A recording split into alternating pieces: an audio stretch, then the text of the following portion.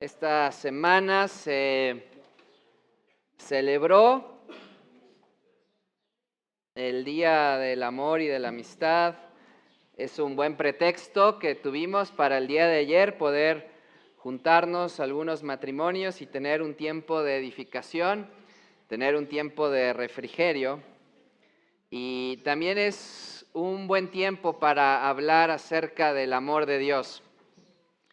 Ahora, quiero hacer algo diferente esta mañana y quiero hacerlo en este sentido, si me lo permiten. Cuando cuando yo me casé,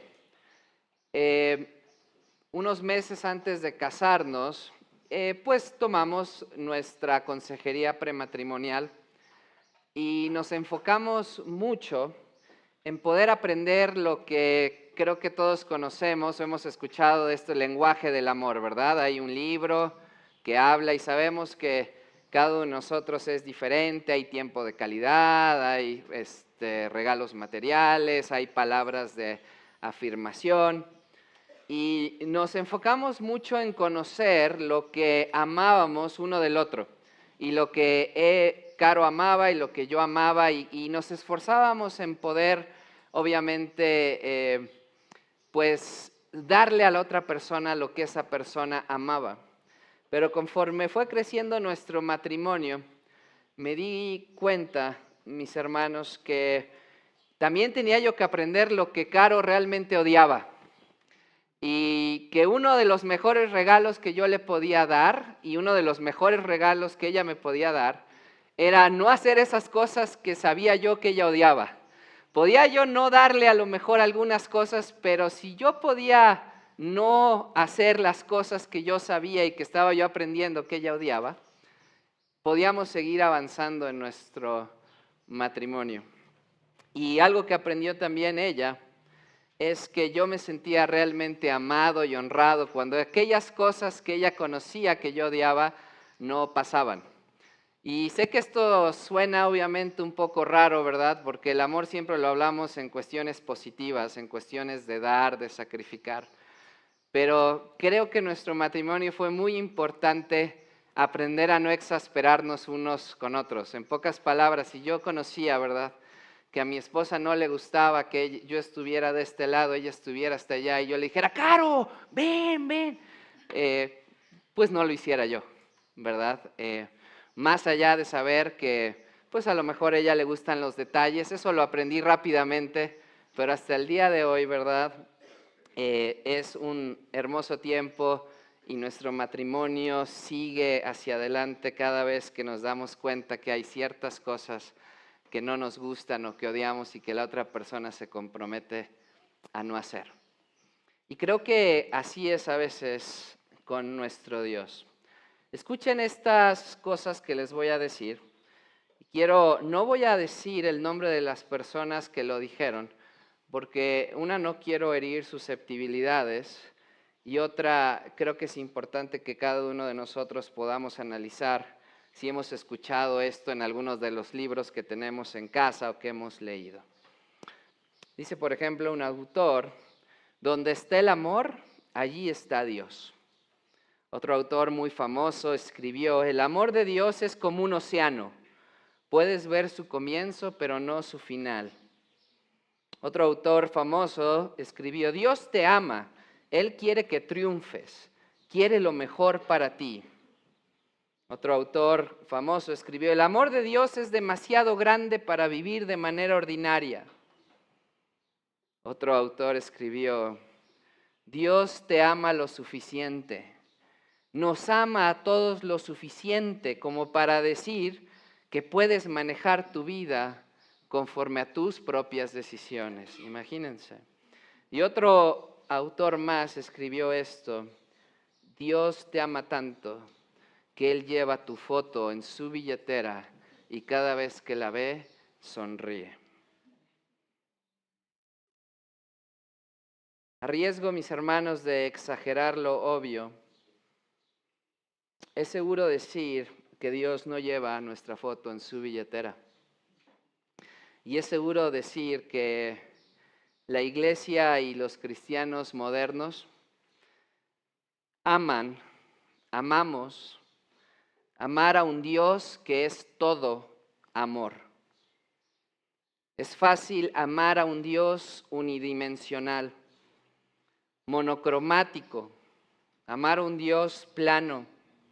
Es fácil amar a un Dios que es como un abuelito, ¿verdad?, benévolo, que no tiene ningún problema con que violemos las reglas de su casa, porque es un placer que esté en nuestra casa, que mira para otro lado cuando desobedecemos y cuando lo ignoramos abiertamente.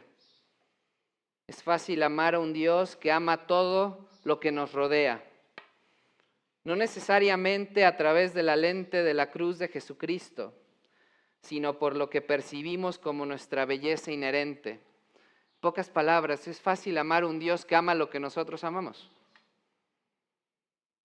Ahora bien, quiero ser muy claro, mis hermanos. ¿Es Dios amor? Absolutamente. La palabra de Dios nos los dice una y otra vez. Primera de Juan 4:16 dice claramente, Dios es amor. ¿Ama a Dios?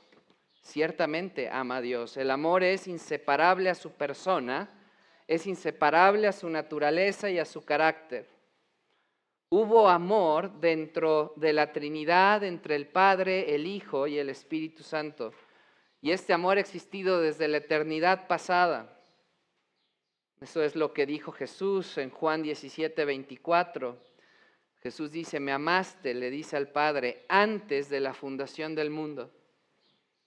¿Ha comunicado Dios su amor hacia nosotros? Sin lugar a dudas, sin ninguna duda, Él nos mostró su amor al no juzgarnos cuando vivíamos en oposición y rebeldía contra Él. Nos mostró su amor al brindarnos vida, aliento, movimiento, existencia. Nos muestra su amor al permitirnos disfrutar, ¿verdad?, de un café caliente cuando hace frío, de un vaso de agua cuando hace calor. Nos muestra su amor al permitirnos disfrutar de relaciones, amistades y compañerismo. Y por supuesto todos conocemos cuál fue su acto supremo de amor hacia nosotros, al darnos a su Hijo. Romanos 5:8, más Dios muestra su amor para con nosotros, en que siendo aún pecadores, Cristo murió por nosotros. Dios espera que reflejemos su amor hacia nuestro prójimo, hacia los demás, absolutamente sí. Juan 13:34 nos dice, un mandamiento nuevo os doy, que os améis unos a otros como yo os he amado, que también os améis unos a otros. Leímos al principio, primera de Juan 4:7, amados, amémonos unos a otros, porque el amor es de Dios, y todo aquel que ama es nacido de Dios y conoce a Dios. ¿Existen cosas que Dios ama y que quiere que nosotros amemos, mis hermanos? Claro que sí, por nombrar algunas. Dios ama a los que actúan con justicia. Salmo 37:28, porque el Señor ama la justicia. Dios ama a los que buscan la justicia. Dios ama la justicia, Dios ama a los que buscan la justicia, Dios ama a los que actúan con justicia, Dios ama a los que le temen. Salmo 103:11, grande es su misericordia para los que le temen. Dios ama por encima de todo a quienes aman a su Hijo, al Señor Jesucristo. Juan 16:27, el Señor Jesucristo dice, porque el Padre mismo os ama, y le está hablando a sus discípulos. ¿Por qué los ama? Porque vosotros me habéis amado y habéis creído que yo salí del Padre. Sin duda, mis hermanos, Dios es amor. Sin duda, Dios ama. Sin duda, Dios es un Dios de amor. Pero quedarnos ahí no nos da el panorama completo de Dios. Quedarnos ahí no nos permite amar a Dios de la forma que Dios necesita ser amado. Quedarnos ahí es quedarnos únicamente con un aspecto del carácter de Dios. La descripción de Dios no termina ahí. No es, mis hermanos, que Dios sea amor y solo amor. No, las Escrituras nos dan un panorama diferente, nos dan un panorama multifacético, multidimensional. Acompáñenme a Proverbios 6 y recuerdan que conforme empezamos a estudiar el Evangelio de Juan, iremos intercalando algunas de estas predicaciones con base en el libro de los Proverbios.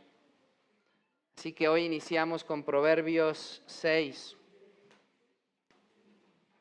Y en Proverbios 6 vamos a buscar el versículo 16.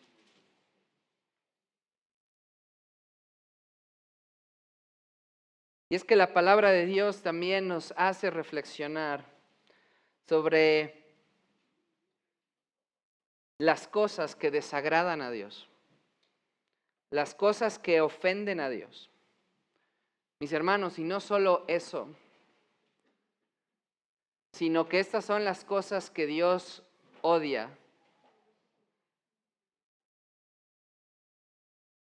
Mi esposa no le gustan los mariscos, le desagradan, pero no los odia. Si vamos a comer mariscos no pasa nada. Pero hay algunas cosas que ella odia que yo sé que tengo que evitar. Y Dios es tan claro en su palabra que Él nos dice qué es lo que Él aborrece. Y conforme pensamos en cómo amar a Dios, deberíamos de pensar que esta lista debemos de tenerla clara y debemos de evitar estas cosas. ¿Por qué? Porque Dios las odia. Porque nosotros que nos decimos sus hijos, declaramos que amamos a Dios.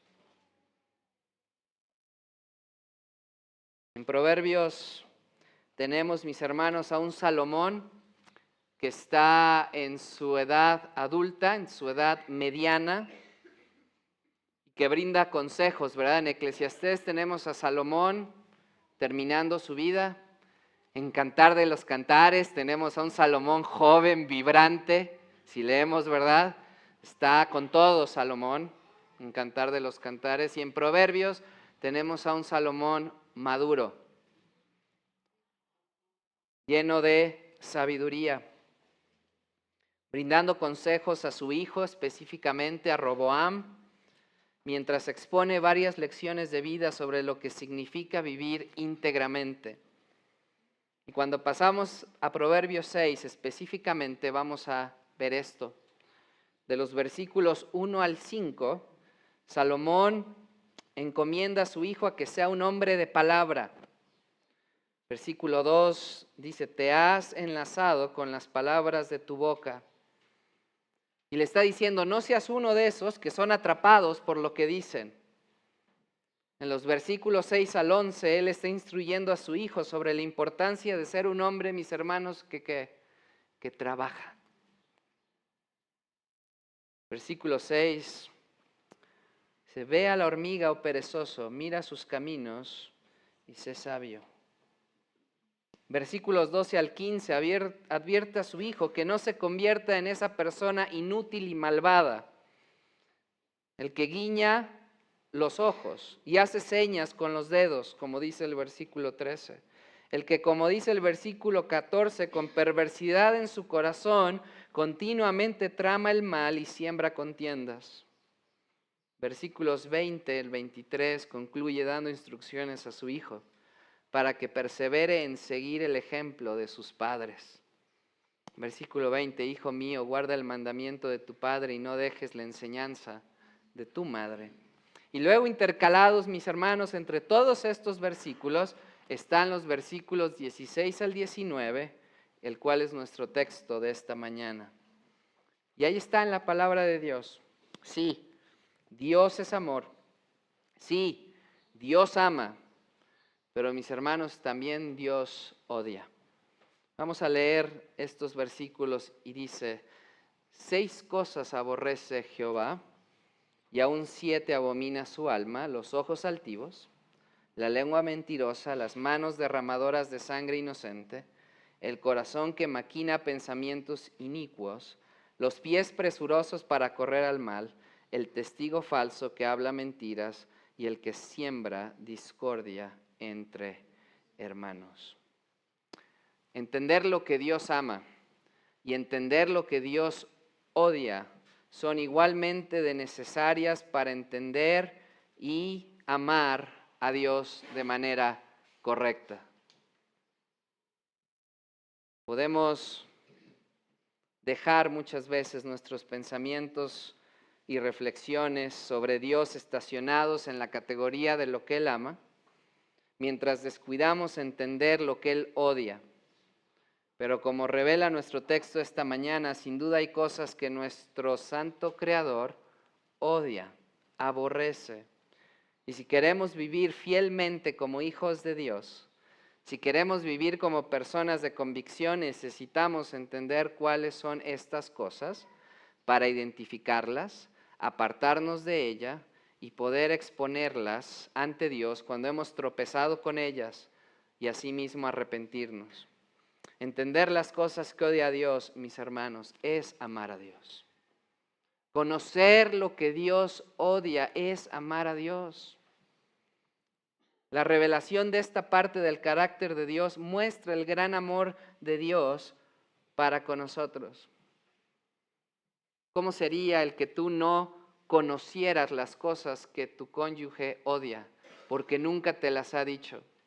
Y cada mañana tendrías que despertar y vivir, ¿verdad?, con la congoja de saber si algo de lo que vas a hacer, decir o mostrar es odiado por tu pareja, porque no sabes, o porque te lo cambia, ¿verdad?, todos los días. Nuestro Dios nos ama tanto que nos ha puesto en su palabra lo que Él odia para que no tengamos ningún problema en entender y podamos alejarnos de estas cosas. 6 cosas aborrece Jehová y aún 7 abomina su alma. Salomón aquí está escribiendo, mis hermanos, en un hebreo bíblico antiguo, y la forma en que construyó esta oración es una forma hebrea reconocida de resaltar lo que está diciendo, mostrando la importancia de lo que está diciendo, poniendo un acento, un foco en lo que se está diciendo. Así que había estos recursos en hebreo que estos autores usaban para enfatizar y recalcar lo importante que era lo que estaban comunicando. El punto aquí es que Salomón está identificando y destacando 7, no 6 cosas que el Señor odia. Ahora, tengamos en cuenta que estas no son las únicas cosas que el Señor odia. Esta no es una lista completa ni exhaustiva. No es como si Dios estuviera diciendo, esto es lo que odio, nada más, todo lo demás que sucede en el mundo o en tu vida me parece bien. Pero esta sí es una lista representativa de lo que Dios odia. Es una buena lista para nosotros empezar a poder trabajar en estas áreas de nuestra vida. Ahora bien, antes de seguir adelante y nuevamente arriesgándonos a afirmar lo obvio, es importante entender, iglesia, que el odio que experimentamos tú y yo hacia las cosas, cuando yo digo Dios odia, no es lo mismo que el odio que tú experimentas hacia las personas, hacia los eventos o hacia las circunstancias. Nuestro odio se caracteriza por algo y ese algo es el pecado. El odio que experimenta Dios no, porque Dios es perfecto. Obviamente Él no peca cuando nos dice que odia estas cosas. Así cuando encontramos la lista de las cosas que Dios odia, ciertamente no involucra ningún tipo de pecado su odio. Más bien el significado de esta palabra, aborrecer, abominar, odiar, es literalmente estar en contra de. Dios ha tomado una posición sobre estas cosas que vamos a ver y que está a punto de enumerar y está en contra de ellas y cada una de ellas. A lo largo de los proverbios vemos varias cosas que el Señor aborrece, abomina. ¿Recuerdan? Incluye balanzas deshonestas, labios mentirosos, sacrificio de los impíos, malos pensamientos. Proverbios 16:5 dice que odia a los arrogantes,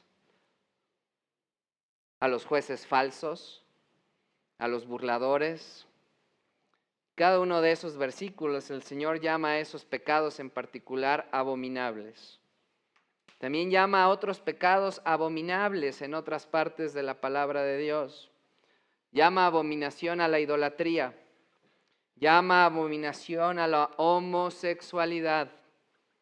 Llama abominación al sacrificio humano. Llama abominación a incursionar en lo oculto. Todos estos tienen citas que les puedo dar. Es importante notar que si bien Dios odia muchas cosas, las cosas que Él odia siempre estarán asociadas con el pecado. Estas cosas que Dios odia no están en la categoría o en el ámbito de la preferencia, como acabo de poner el ejemplo de la comida, ¿cierto? Él no odia a quienes prefieren el fútbol soccer que el fútbol americano. Él no odia a quienes prefieren comer carne que mariscos. Él no odia a quienes prefieren el clima cálido al clima frío. Él no odia a quienes usan mejor un teléfono Android que iPhone. Todas estas son cuestiones de preferencia. No, Él odia aquellos pecados que implican violaciones de sus mandamientos y prohibiciones específicas que Él ha dado. Él odia las violaciones de su palabra. Mis hermanos, en resumen, Dios odia el pecado. Y sí, quiero aquí hablar claramente de algo que a veces se confunde en la iglesia. Mis hermanos, la palabra de Dios es clara, que Él odia a aquellos individuos que continuamente levantan el puño en su pecado. ¿Han escuchado esto de Dios odia el pecado, pero no al pecador? Salmo 5:5 dice, aborreces a todos los que hacen iniquidad. No podría ser más claro el salmista. Aborreces a todos los que hacen iniquidad. Así que vayamos a nuestro texto y veamos en el texto y revisemos en dónde está nuestra esperanza.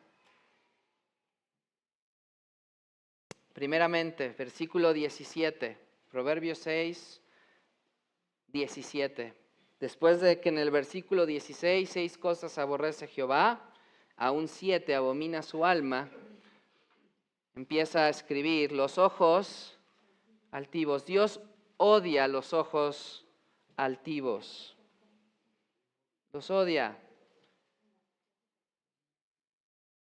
La palabra hebrea en el versículo 17 para altivos significa literalmente los ojos que están en lo alto. Y no alto como si estuviera mirando hacia Dios, tengo mis ojos en lo alto. Más bien, ojos que están en una posición alta y que miran hacia abajo a todos los demás. Salomón aquí está describiendo el orgullo. Esa es la idea aquí. Dios odia el orgullo. Dios odia al hombre orgulloso. El hombre que continuamente mira hacia abajo a los demás desde un trono elevado en el que él mismo se ha colocado. Ahora, lo complicado aquí, mis hermanos, es que como conocemos nuestro corazón tú y yo, el orgullo no siempre es fácil de detectar. Nos dicen orgullosos y lo primero que decimos es, no, ¿yo orgulloso? No. No sabemos o no queremos saber, o sabemos pero no aceptamos, que el orgullo es el pecado más sutil, engañoso y disfrazado. El orgullo es mucho más siniestro, mucho más sutil, mucho más difícil de detectar y de erradicar. ¿Y saben por qué? Porque de alguna manera el orgullo se ha convertido en una especie de virtud en la cultura del mundo. Entonces es como que nos cuesta trabajo, pero aparte es celebrado por el mundo. Se ha convertido en una especie de virtud para cada uno de nosotros, pero sabemos que la palabra de Dios es clara al decir que el orgullo mostrará su cabeza fea de muchas maneras en el momento que menos lo esperas. El orgullo se manifiesta ante una falta de gratitud completa, falta de oración, ira, perfeccionismo, orgullo al querer agradar siempre a los demás, hablar demasiado, no poder recibir críticas, ¿verdad? Si tú y yo somos personas que nos critican y lo primero que hacemos es nos ponemos a la defensiva, mis hermanos, eso es ser orgulloso, sarcástico, impaciente, falta de servicio hacia los demás, falta de compasión, ser demasiado independiente, ¿verdad? Yo no necesito a nadie. Yo no necesito a nadie de la iglesia para alabar a Dios. Yo no necesito nada. Yo no necesito hacerlo en comunidad, lo puedo hacer solo, ¿verdad? En mi casa. Esta me pega mucho, ser demasiado controlador, porque claramente la idea es que solamente salen las cosas bien si quien las controla. Yo. Cualquiera de estas y muchas más pueden ser una manifestación de un corazón orgulloso. Y Dios odia el orgullo. Salmo 101:5 dice que Dios no tolerará al hombre de ojos altivos y de corazón arrogante.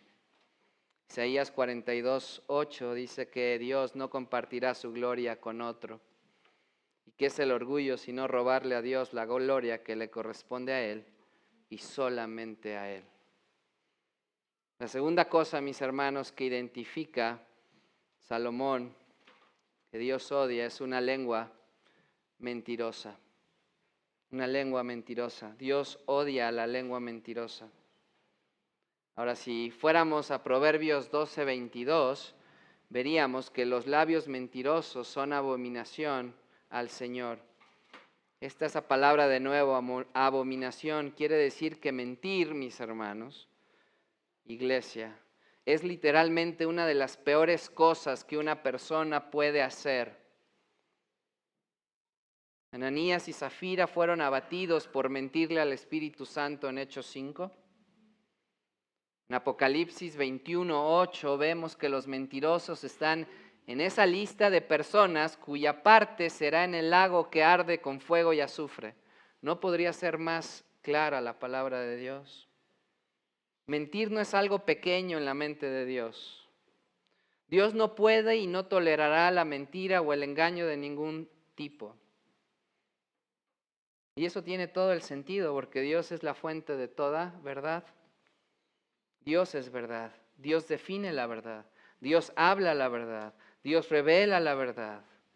Y Dios es el Dios que no puede, que no quiere mentir. Tito 1:2. Todo acerca de Dios es verdad, nada acerca de Él es falso. La verdad y la honestidad deben de reproducirse en la vida de todos nosotros como seguidores de Cristo. Debemos ser portadores de la verdad, proclamadores de la verdad, habladores de la verdad. Entonces, si el carácter de Dios es verdadero y la verdad, y el carácter de Dios es verdadero y verdad, y Dios nos llama a decir la verdad, entonces, ¿por qué mentimos? ¿Por qué mienten los cristianos? ¿Por qué miento?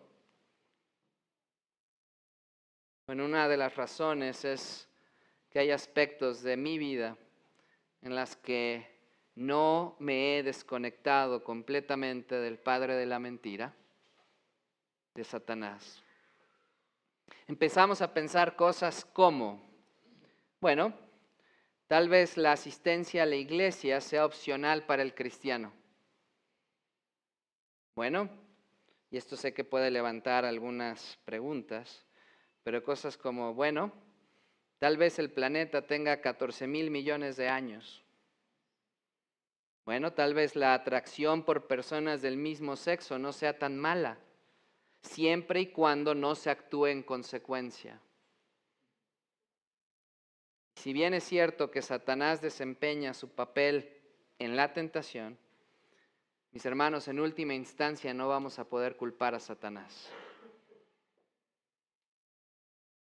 Somos nosotros los que actuamos y somos nosotros los que hablamos, los que mentimos, y Y somos los responsables de las mentiras que decimos y que nos decimos. Entonces seamos honestos acerca de ser honestos. Para los hombres casados como yo, el día de hoy, ¿sabe tu esposa a dónde van tus ojos, tus manos, tu mente? ¿Sabe tu esposa a dónde va tu corazón cuando ella no está cerca? Para las mujeres casadas, ¿sabe tu esposo que a lo mejor aquella compra que hiciste por internet en realidad es de 1,500 pesos y no de 600 pesos? Para aquellos que están en el mundo laboral, ¿estás siendo honesto en tus relaciones y en tus transacciones en todos los sentidos? Aquellos que hemos entrado en un proceso de buscar trabajo, eso es muy común y a mí me toca a veces contratar a muchas personas y siempre nos encontramos sorpresas y decimos, ¿es tu currículum realmente quién eres? ¿Lo que dices que sabes? ¿Verdad? ¿En dónde has estado y qué tan calificado estás? ¿Qué pasa con aquellos de ustedes que son estudiantes? Estudiantes en la universidad, en la preparatoria y en la secundaria. ¿Alguna vez has hecho clic en el botón que dice completé la tarea de lectura?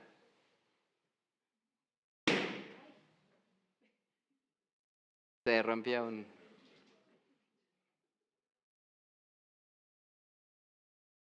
Como estudiante le has puesto clic a completé la tarea de lectura. Cuando dice, ¿verdad? Abajo de esto es una tarea solo de leer, no va a venir, completé la tarea de lectura y no has leído nada.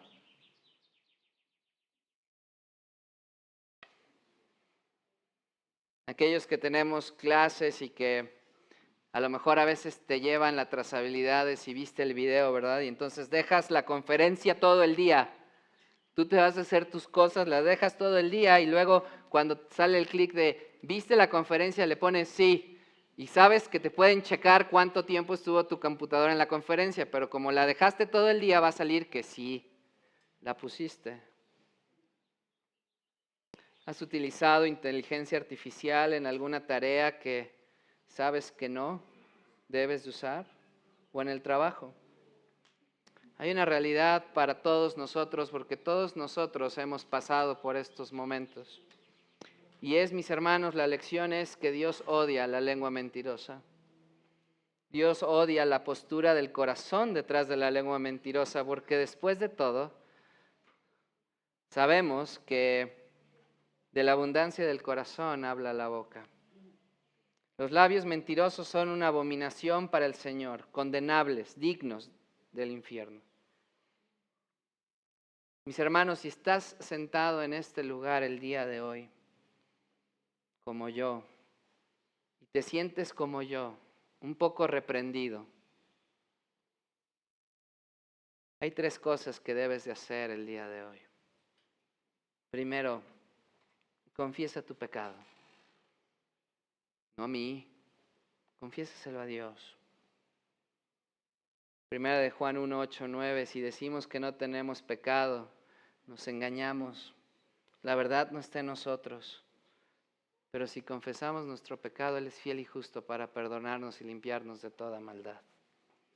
Segundo lugar, arrepiéntete de tu pecado. Arrepentirnos es voltearnos en dirección contraria. Todos quedamos cortos, todos pecamos. Confesamos y nos arrepentimos. Y tercer lugar, sigue orando para que Dios te forme para ser esa persona de verdad y de honestidad. Salmista en el Salmo 122 dice, libra mi alma, oh Señor, de los labios mentirosos. Eso es algo que le tenemos que pedir al Señor. Hermanos, si tú crees que simplemente acostándote hoy y diciéndote y arrepintiéndote 3 veces, no voy a mentir, no voy a mentir, no voy a mentir. El día de mañana vas a levantarte y la mentira va a estar fuera de tu vida. Nos estamos engañando. Necesitamos pedirle ayuda a nuestro Señor. necesitamos clamar para que cambie nuestro corazón. Muy bien. Tercera cosa que Dios odia, al final del versículo 17, las manos derramadoras de sangre inocente. ¿A qué se refiere esto? ¿Al asesinato? ¿Dios odia el asesinato? El asesinato ya sea en un tiroteo con armas de fuego o el asesinato que ocurre cuando alguien decide abiertamente abortar. Dios odia el asesinato. Odia las manos que derraman sangre inocente. Mis hermanos, la inclusión de esta palabra inocente es importante. No estoy hablando que si alguien entra a tu casa, ¿verdad? Y es verdaderamente alguien que está buscando hacerte daño, y tú te defiendes y matas a esa persona, que Dios te odia. Dice claramente inocente. Inocente.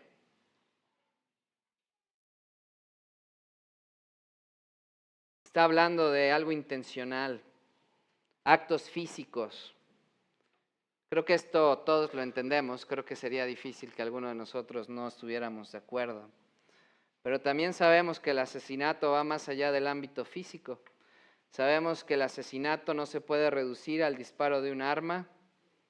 El asesinato ocurre mucho antes de eso. Jesús es claro, ocurre en el corazón, en el campo de batalla de las personas que luchan en el interior. El corazón humano malvado es el lugar donde provienen todos estos sentimientos.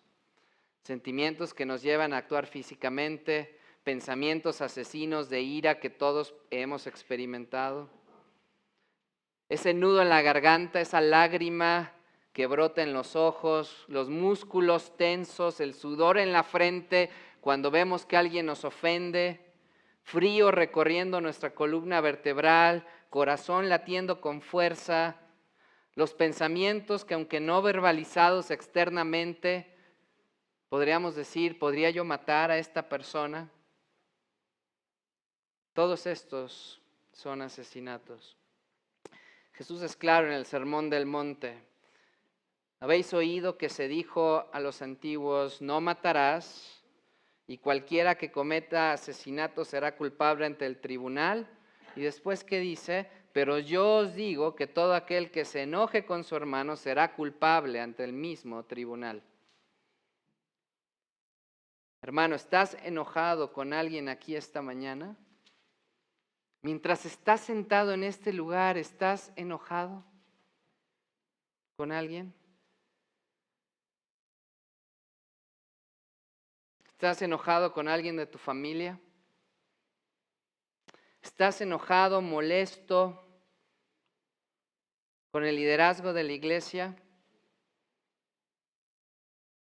¿Estás enojado y consternado con alguien que tal vez dejó de venir a la iglesia, que dejó la iglesia? ¿Estás guardando rencor? ¿Te aferras a este rencor con amargura? ¿Retienes el perdón? El odio que le estás mostrando a esa otra persona es algo que Dios dice aquí en el versículo 17 de Proverbios 6 que Él odia. Así que mi hermano, a lo mejor es tiempo de hacer esa llamada telefónica. A lo mejor es tiempo de acercarte a esa persona y arreglar las cosas primeramente con Dios y luego con tu hermano y hermana. Tal vez necesitas buscar y examinar tu propio corazón y confesar tu propio pecado y buscar el perdón por tu parte con Dios y luego perdonar. Mientras seguimos avanzando, encontramos la cuarta cosa que Dios odia en el versículo 18, donde dice que Él odia el corazón que maquina pensamientos inicuos, pensamientos perversos. La conexión entre el corazón y la maldad humana está reflejada en toda la Escritura. Proverbios 6 nos está enseñando que Dios odia el corazón que capitaliza su propia maldad inherente.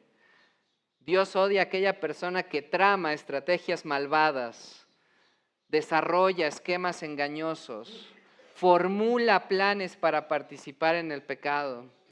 Lo que se describe aquí es esa persona que siempre está tramando algo, alguien que no es digno de confianza, siempre está tramando algo para robar, mentir, manipular a la gente, para usar a la gente. Todos nos han llegado esos correos, ¿verdad? Del príncipe de Etiopía que nos va a mandar $5 millones si tan solo le mandamos nuestros datos. Todos nos han escrito, ¿verdad? Ese compañero en Facebook de la preparatoria y nos dice, hola, ¿cómo estás? Le pones toda tu vida porque estás a punto de conectar y te dice, ¿cuándo te puedo ver? Mira, traigo estos productos que en serio sí funcionan.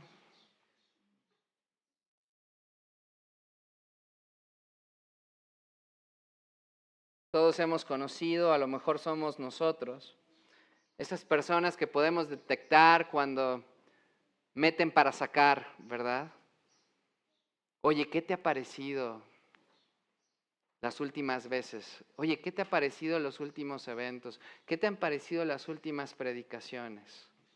Y a lo mejor su corazón es buscar esa entrada para, si te dicen, bueno, sí, como que no han estado muy edificantes. Sí, yo también he pensado lo mismo. Yo creo que lo que deberíamos de hacer, algunos de nosotros hemos sido parte de aquellas personas o somos esas personas que van maquinando, ¿verdad?, el pecado, poco a poco.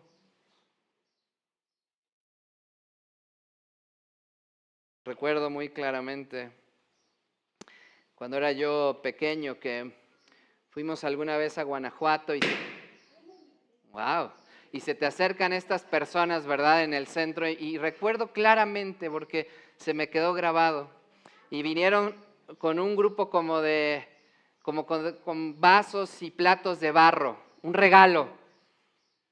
Y se han ganado ustedes este regalo, queremos darle este regalo.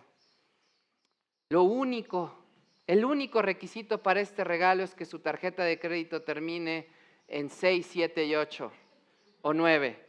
Y entonces, ¿qué hace uno? Saca su cartera y saca su tarjeta de crédito para ver si termina en 6, 7, 8 y 9. Y ya que sacaste tu tarjeta, la siguiente pregunta es si no quieres ir a un desayuno, ¿verdad? Y cuando te diste cuenta, ¿ya estás dónde? Desayunando y comprando algo que no necesitas. Y no tiene nada de malo que ofrezcan sus servicios, pero estamos de acuerdo que es el gancho, que es deshonesto. Y es esa gente, ¿verdad?, que trama planes malvados.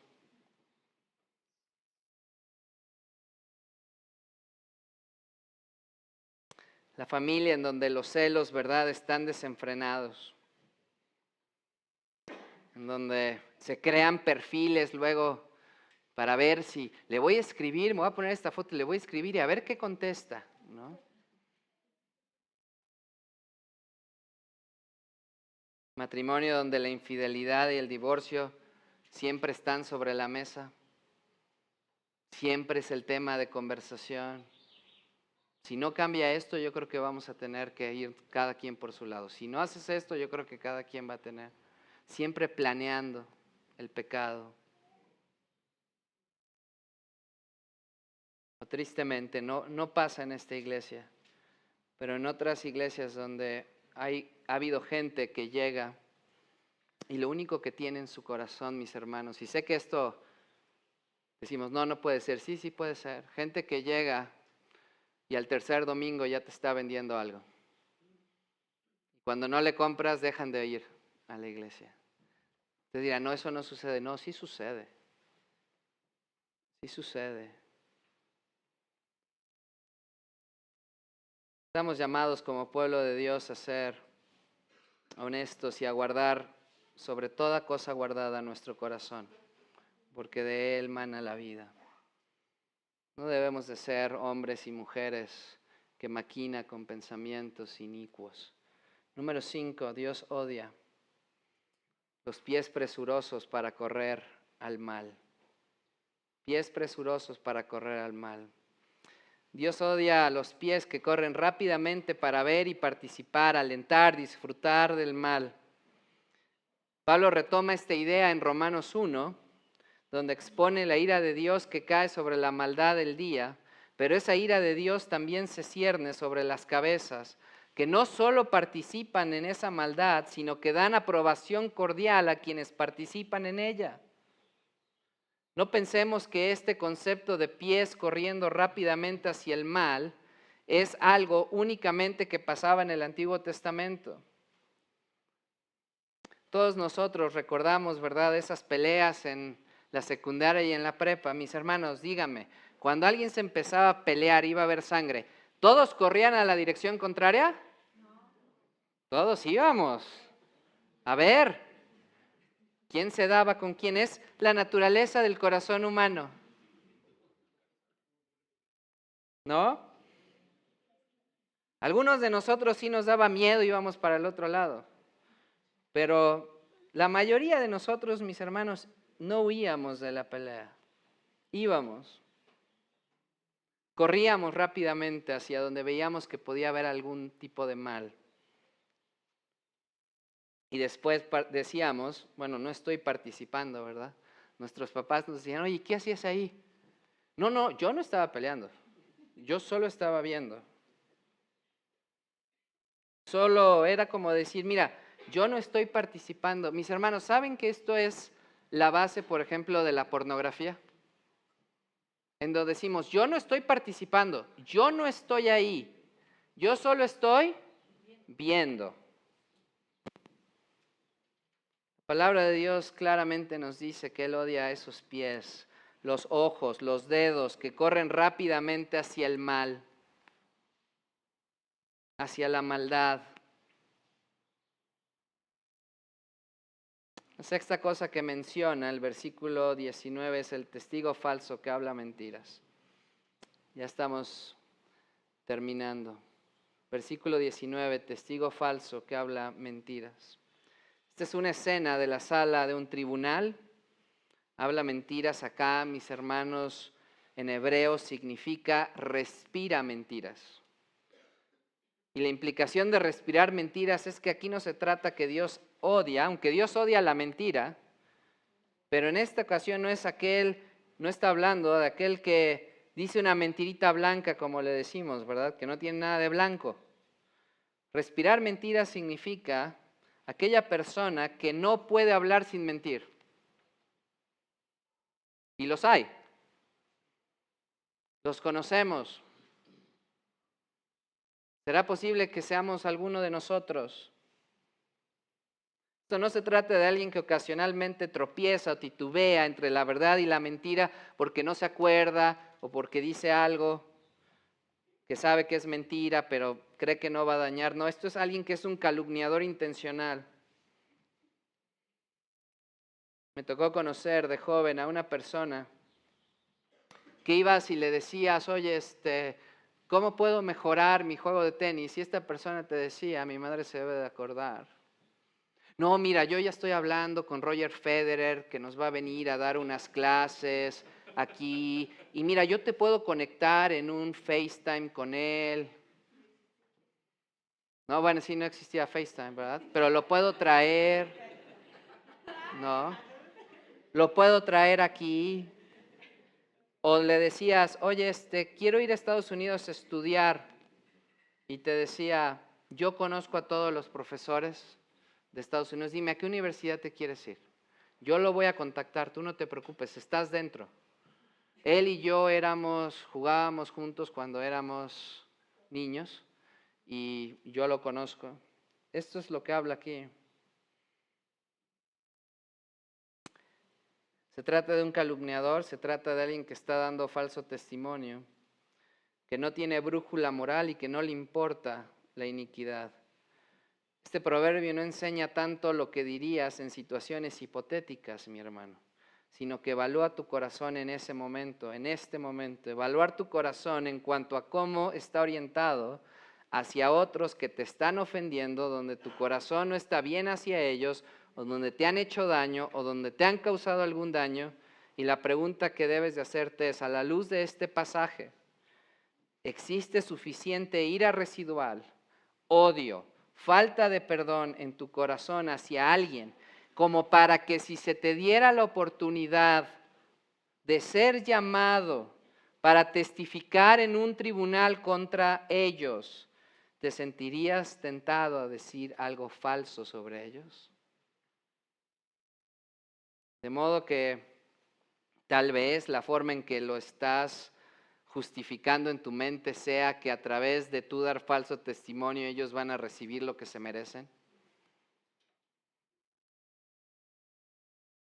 Dios odia al testigo falso que habla mentiras. Por último, la séptima cosa que el Señor odia al final del versículo 19, y el que siembra discordia entre hermanos. Y esta es la conclusión, mis hermanos, de este pasaje. Dios odia a quien siembra discordia entre hermanos. Otra forma de decirlo es que Dios odia a quien desata conflicto entre hermanos. Sabemos que Dios siempre ha querido que los hermanos vivan ¿en qué? En unidad, dice Salmo 133. Y preservar la unidad se vuelve aún más importante cuando hablamos de hermanos y hermanas espirituales. Estos son hermanos y hermanas que tal vez no comparten un apellido, pero sí comparten a Cristo y una fe en común. La palabra de Dios nos llama a considerar a nuestros hermanos y hermanas espirituales como más importantes que nosotros mismos. Nos llama a velar por el interés de los demás. Los hermanos y hermanas espirituales estamos llamados a ser diligentes, o sea, esforzados en buscar la unidad del Espíritu en el vínculo de la paz. Dios ama la unidad en su iglesia hoy.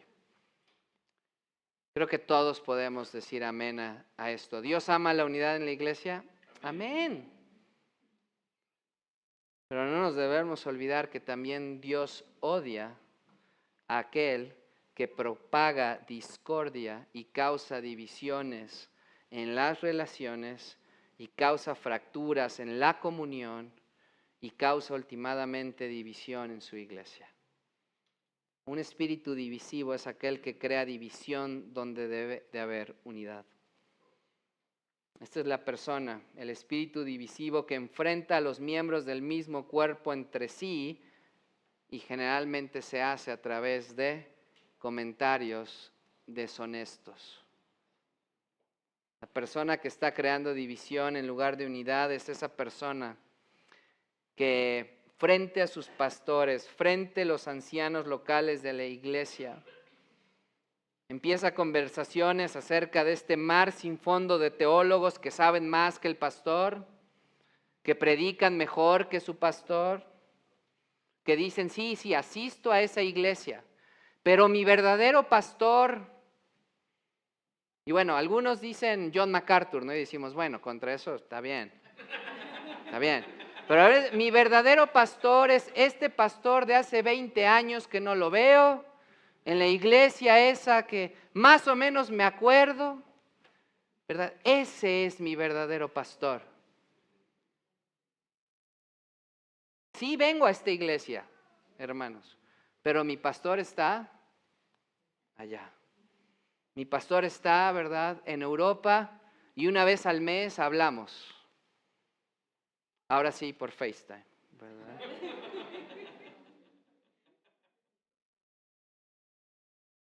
Esa persona que piensa, ¿verdad?, que su don espiritual es un tipo específico de discernimiento, donde su trabajo es criticar, en lugar de someterse alegremente, como dice la palabra de Dios, al liderazgo espiritual. Mis hermanos, no estoy hablando de las personas que de manera amorosa y reverente vienen a exponer sus casos, examinan, ¿verdad?, como dice la palabra de Dios, y vienen con un corazón de unir lo que está dividido. Y mis hermanos, no es difícil ver las dos partes de la moneda. Hay personas que te aman y te vienen y te dicen o lo dicen enfrente, estamos preocupados por esto. Y hay otros hermanos que detrás de bambalinas, su trabajo es sembrar división.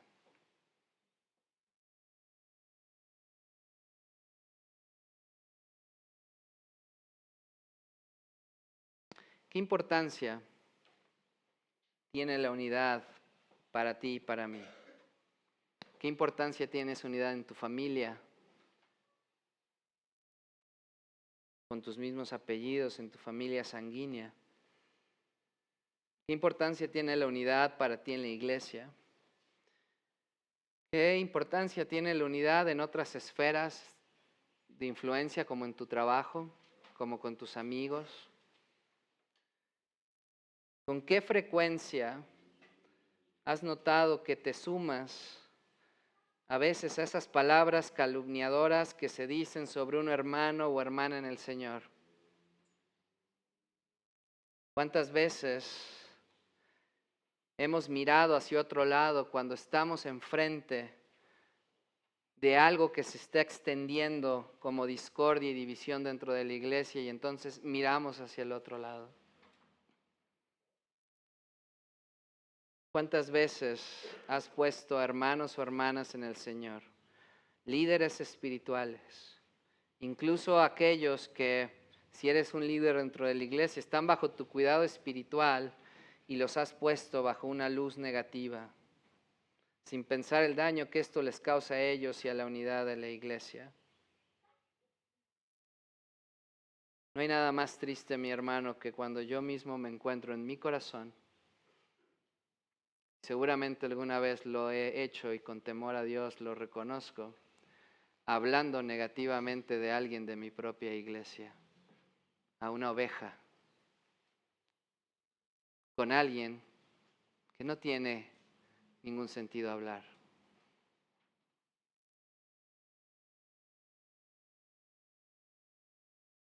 Dios odia esa parte de mí cuando lo hago. Dios odia esa parte de ti cuando siembras división. Esta lista de 7 cosas que el Señor odia son como una anatomía, ¿verdad?, del mal. Y es una anatomía del mal porque afecta cada parte de nuestro cuerpo. La pregunta, mis hermanos, siempre que decimos acerca de odiar las cosas que Dios odia, la pregunta nunca es si tú eres capaz de sentir odio. La Biblia es clara en esto. Todos somos capaces de sentir odio. La pregunta es si odiamos las cosas que Dios odia. ¿Odiamos las cosas que Dios odia? Mis hermanos, sé que sermones como estos, contextos como estos, pueden dejar, y me dejan a mí, como lamiéndonos las heridas, como sintiéndonos un poco maltratados por el texto, un poco adoloridos. Pero quiero terminar recordándoles algo. Estas 7 cosas que Dios odia son pecados por los que Cristo Jesús murió en la cruz del Calvario. Así que quiero pedirte que si has sido confrontado con alguna de estas 7 cosas que el Señor odia,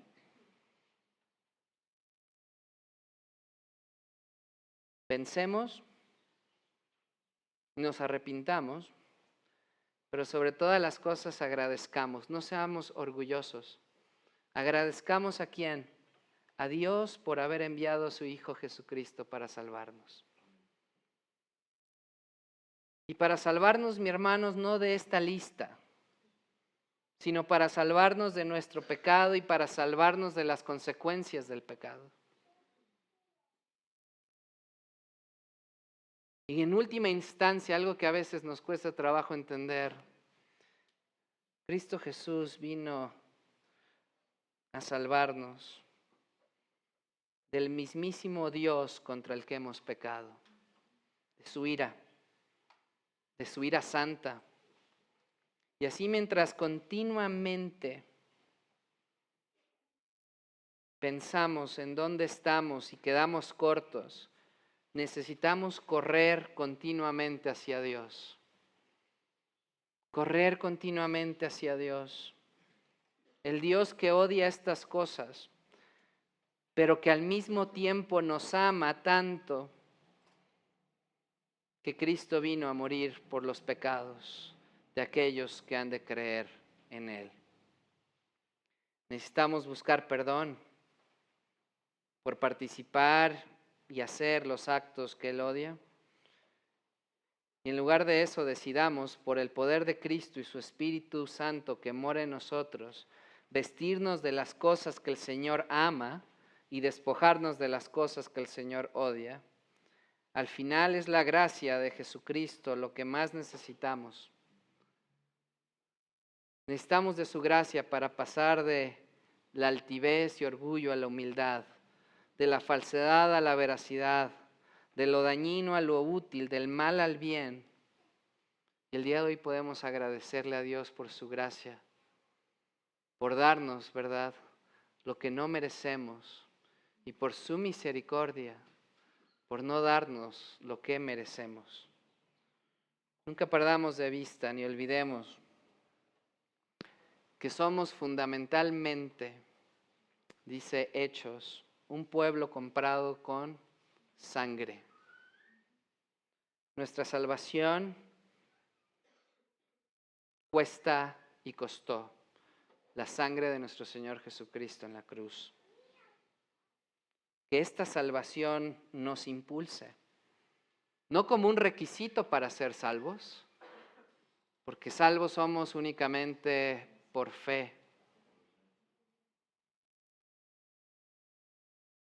sino como una consecuencia de esta salvación.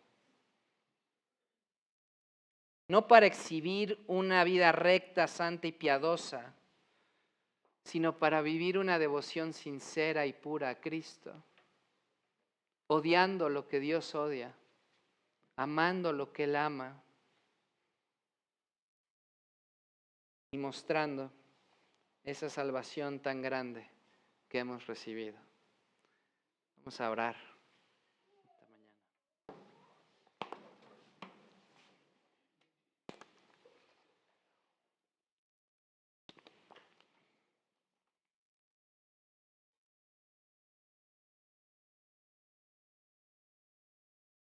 Bendito Padre, gracias por que tú nos permites estudiar tu palabra esta mañana. Bendice, Señor, cada uno de mis hermanos aquí reunidos, transforma nuestro corazón, Espíritu Santo. Gracias porque es por gracia a través de la fe en Cristo Jesús que venimos a ti y podemos, Señor, confesar, arrepentirnos y ser perdonados de toda maldad. Reconocemos que de una forma u otra hemos sido partícipes, tal vez autores, de estas cosas, Señor, que tú aborreces. Queremos pedirte perdón. Queremos, Padre, reconocer que aunque eres Dios de amor, también eres un Dios justo y santo. Gracias porque a través del Espíritu Santo en nuestro corazón podemos, Señor, experimentar victoria en estas áreas de nuestra vida. Padre, permite que si alguno de nosotros tiene que trabajar en un área en específico, el del día de hoy aprendimos, lo hagamos. No seamos, Señor, tardos ni perezosos, sino que realmente reconozcamos la necesidad que tenemos de amarte de una manera correcta. Gracias, Señor, porque tú te revelaste en nuestro Señor Jesucristo. Nos dejaste tu palabra, la cual es clara, y podemos, Señor, saber y tener una forma de traer gloria a tu nombre. En Cristo Jesús oramos. Amén.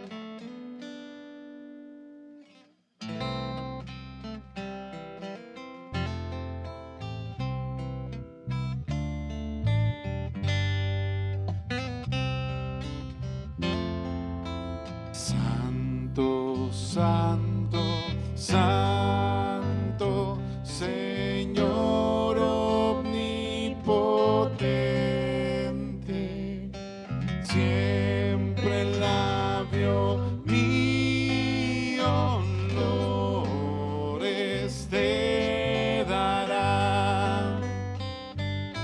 Santo, santo, santo, te adoro reverente, Dios en tres personas, bendita Trinidad. Santo, santo, santo, la gloria de tu nombre vemos en tus obras, en cielo, tierra y mar. Santo, santo, santo, te adore todo hombre, Dios en tres personas, bendita Trinidad. Dios en tres personas, bendita Trinidad.